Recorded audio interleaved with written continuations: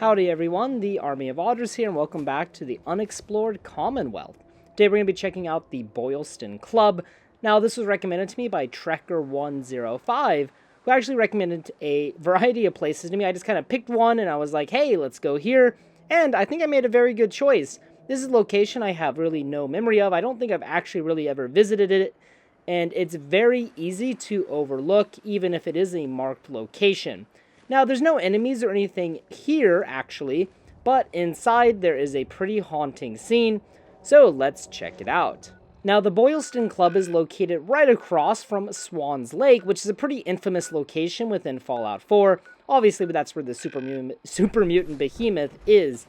Now, I found this very interesting tour bot. I never really realized these existed, but obviously giving tours of the historical parts of Boston. Now here is Swan's Lake, obviously, where you fight the super mutant behemoth, and over here, past this chain fence, we can get rid of the chain like so, we can find the Boylston Club. Just kind of looks like another house or building in the area, kind of inconspicuous.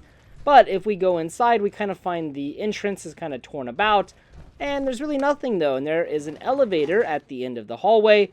And if we take the elevator up to the next floor, that is where we discover something truly haunting.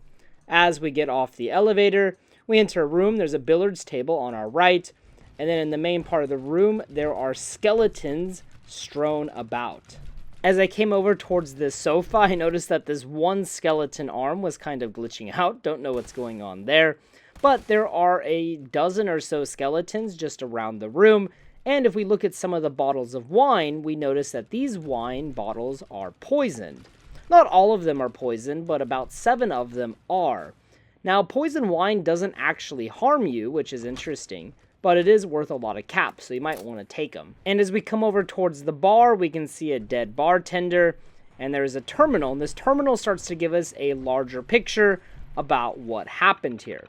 Now, you have to hack the terminal, and then we can find a very haunting holotape on it. It's closing time, gentlemen.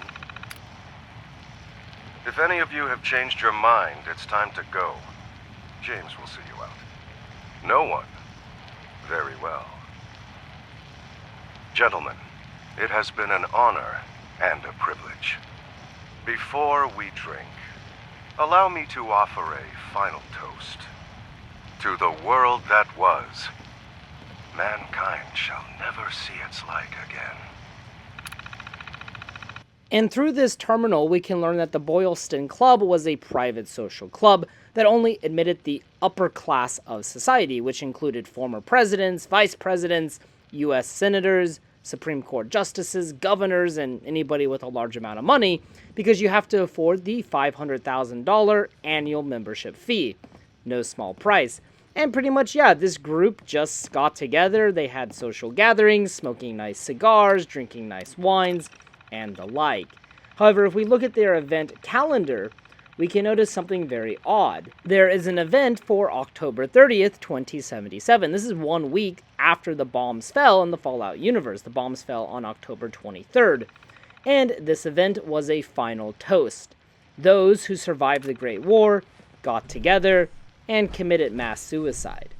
Now, inside of the closet, we can find a safe with all kinds of ammunition and stuff inside of it, but nothing too special. What's special about this location is that, well, it is just very creepy.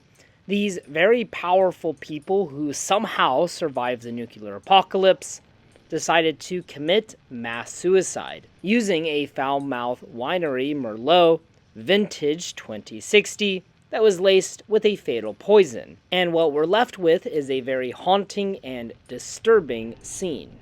But yeah, I suppose in the nuclear apocalypse, there are not many good options, right? These people survived hell, and something worse than hell awaited them if they tried to survive. So they took this option out.